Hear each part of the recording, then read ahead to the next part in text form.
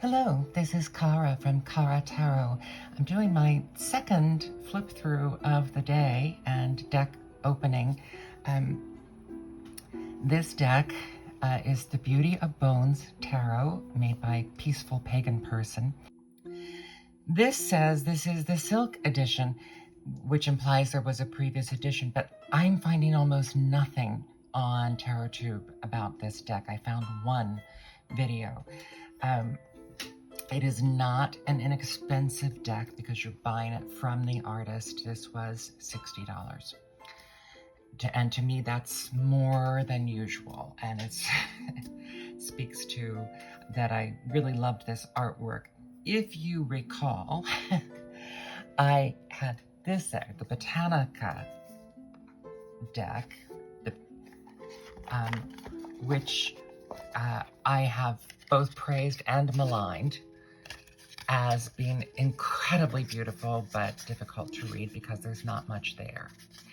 But I definitely saw similarities stylistically, at least with, the darkness and the vibrancy of color in this deck. But it did look as if it's going to be a pretty easy read as well. The Botanica, in addition to, I think, being very sparse on information, is also pip-based. So many people struggle with pips as not giving you much information, and then you have a deck that only has a flower. And so it doesn't give you a lot of it to work with other than gorgeous, gorgeous artwork. So now here we are at the Beauty of Bones. It was a bad mail day. This is another one that arrived with a slightly mashed box. Some people, super pristine collectors who don't use their decks, they really care about those things. If you're buying it for eventual resale, you want it to be as perfect as possible. I'm buying it to use it, and I'm buying it to support the artist. So that doesn't bother me as much because mine is definitely going to be touched. And there's a signature card, which a lot of people are doing now from the artist, and I love that it's the Hierophant. And this will give you an idea of what to expect. It actually reminds me of reliquaries from the medieval period, so that's part of my theme of the decks that I'm opening today. The Beauty of Bones Tarot.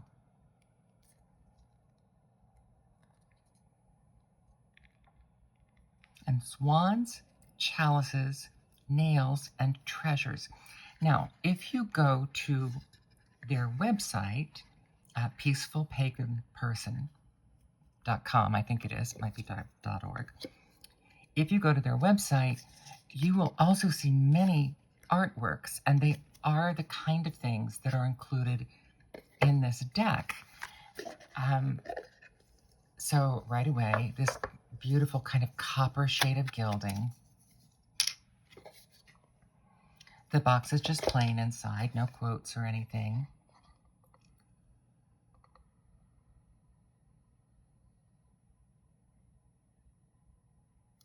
So Peaceful Pagan Person is, you can go to their website and you'll see all of these additional artistic elements that are part of what they do.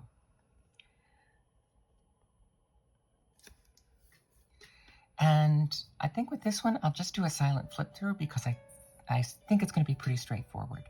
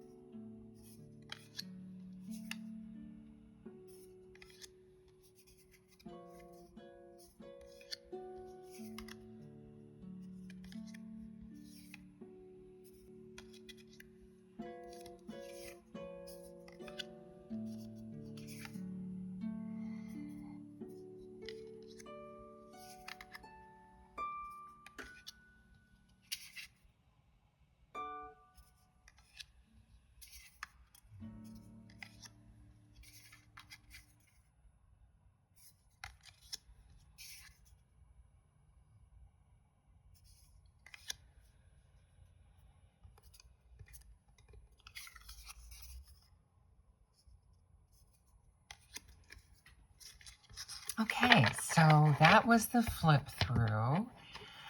And now I think you can see this. This is kind of an embossed backing.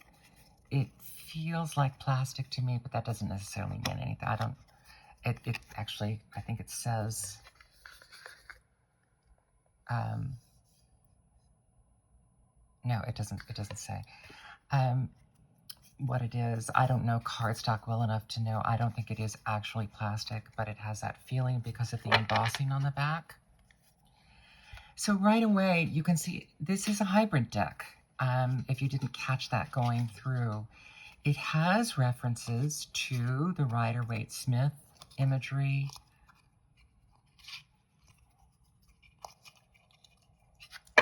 And strength is 8. There were a couple things that I noticed. I think it was the 5 of Wands. The wands were very pippy, but it's even as a pip deck, this is very much enhanced because everything's different around each one of them, which gives you a lot to read with. And in many cases, I'm trying to think of some of the ones that struck me, in the cups, for example, they are pippy, but there, the 5 of Chalices, this is giving you a reminder of what is in the Rider-Waite-Smith deck imagery also. So I think it's quite easy to read as a hybrid deck. If you struggle with pips, there are enough other things to give you intuitive. I mean, look at the complacency here with the 9 of Cups, just being satisfied and happy with your collection there. The beauty and blossoming of the 10 of Cups. I think there are plenty of clues. Now, the nails, they mentioned something, and I think on the website, about these are handmade, forged nails, which you can tell. The coins, I think they sell the coins in their shop. Here we have, it is the 2 of coins, 2 of treasures, but they have the lemniscate, or as I like to say, the sign for laundry, because laundry never ends.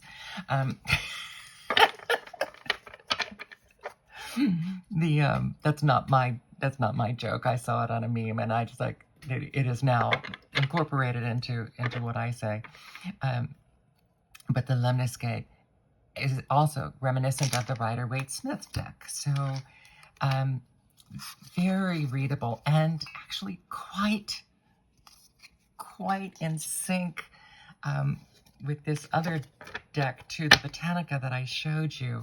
I find that interesting. So, I always want to look at the 7, 8, and 9 of coins. So the 7 has the leaves, and maybe the hand to the mouth is kind of pondering. The 8, hard work. We've got a hip bone there. And it's very organized, as it is in the Rider-Waite-Smith. They have the 2 that are being worked on and the ones that are done and organized.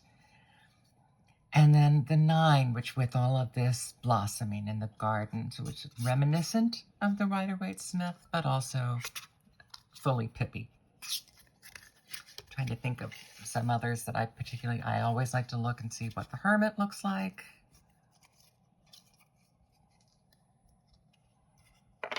Lantern with blossoming and appearing to be not necessarily, well, holding the lantern, but also warming his hands.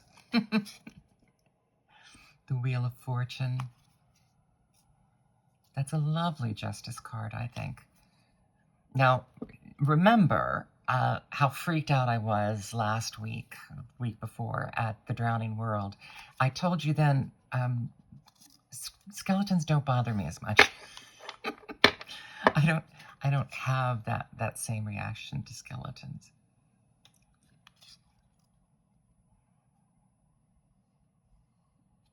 This one I find much more abstract and doesn't really speak to me.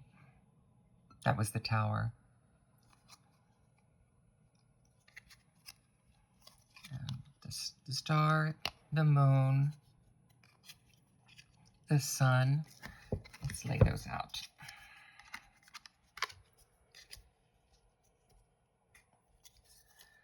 the star, the moon, the sun. Okay, she has the 2 cups. Again, referencing, well, yeah, that's both Rider-Waite and Marseille. She has cups. The moon, maybe kind of a silver seaweed thing. And of course, the sun.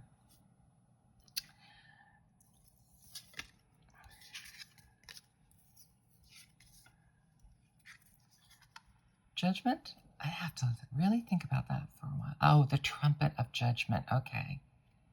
But it looks like an old Victrola. Interesting. And the world.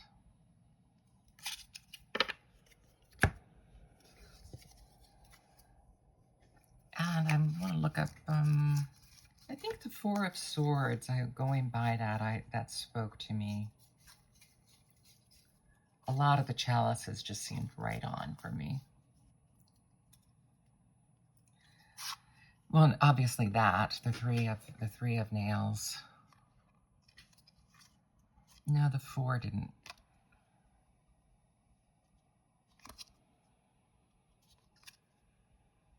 They don't, that might be the weakest suit for me in this.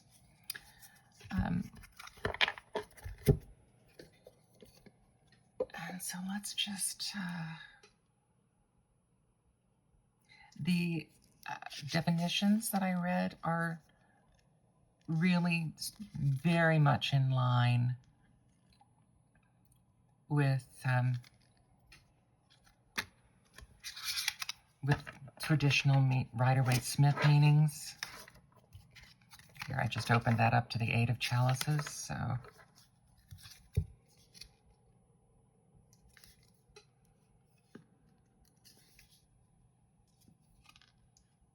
Oh, that's the Knight of chalices. Actually, let's do the 8. Let's see what that says.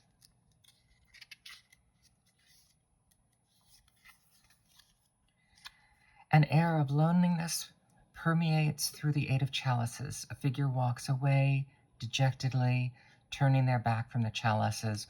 Well, that's Rider-Waite Smith imagery. It's clear that a piece is missing, symbolic of disappointment and heartbreak. From this vantage point, the figure fills the space where the missing chalice would have appeared. 3 beautiful roses indicate hope and harmony, but they go unnoticed. That's not all of what's there.